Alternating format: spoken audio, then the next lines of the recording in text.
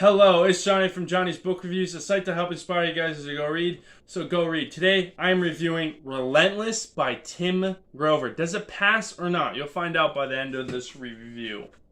So for my book reviews, it has to pass three things. And I honestly am very tough with the two things, right?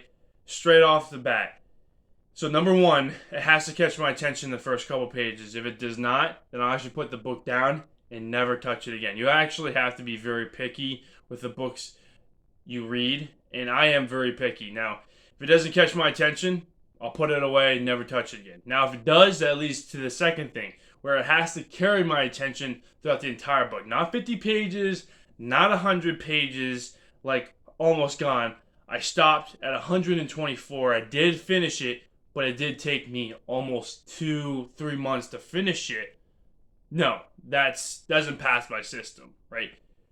It has to carry my attention throughout the entire book. Now, if it does 1 and 2, it leads to number 3. All right, number 3 is it has to have a majority of positive things. So, for example, the author has to do what they're actually teaching. The author has to write well. The author actually has to have a good written dialogue. The story has to be powerful, the characters have to be good, etc. It doesn't have to have all those things, but it has to have a majority of positive things. Now, if it passes 1, 2, and 3, then it passes my system and I'll consider it a good book. Number 1, did it catch my attention in the first couple pages? And to be honest with you, the trainer, Tim Grover, actually caught my attention. He's the trainer for Michael Jordan, and I was like, okay, what does this guy have to say? So I read the first couple pages, and I was like, okay, this is actually pretty good. On a side note, Michael Jordan is the greatest basketball player to ever play. He is better than LeBron James, hands down. Enough said. Okay, number 2. Did it carry my attention throughout the entire book?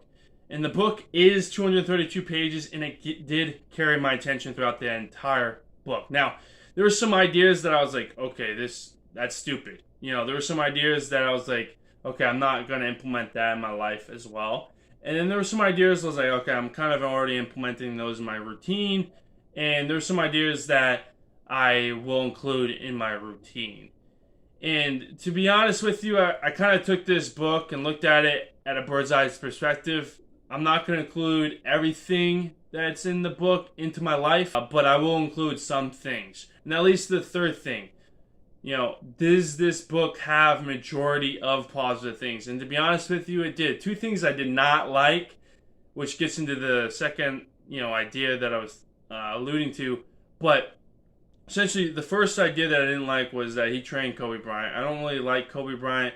I mean, he trained him. He's trying to get money. He's trying to train, arguably one of the better basketball players out there. But the thing is, I don't like Kobe Bryant due to his past and what he did. I believe the girl more than him, and I'll stick with that. Number 2 is this idea of going 110% all the time. And I felt like he was saying, do 110% 7 days a week for 52 weeks a year. I was like, that's not possible. Honestly, you're going to get burned out. You're going to get into injury. I don't think that's a really good idea. Honestly, for me, the best way to get 110% in your training, business, whatever it is, you have to have each week or each month have a time for yourself. And I call it a me day, right? Where you just do absolutely nothing. Do something that you have enjoyed or wanted to do for a while. Potentially scrapbooking or watching a Netflix show or watching a movie, etc., right? Doing something that you have always wanted to do. And I think that thing and I've done that multiple times,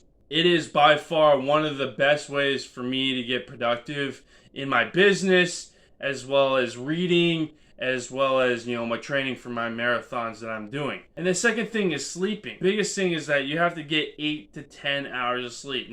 Kobe Bryant wasn't known for sleeping, and I think that's the biggest thing to focus on. Because for me, I train for marathons, and I'm training for 49. I'm running a marathon in each state.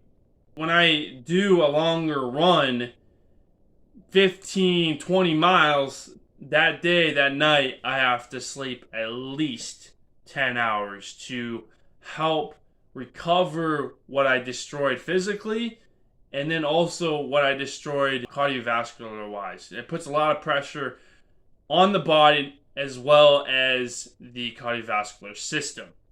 All right, those are the two biggest things that I didn't really like. It did pass the system that I have, so it is a good book. So good job, Tim Grover. Next week, I'm going to review Elon Musk book by Ashley Vance, and I'll tell you guys if it passes or not. All right, that'll be it for this video. I'll see you guys in the next one.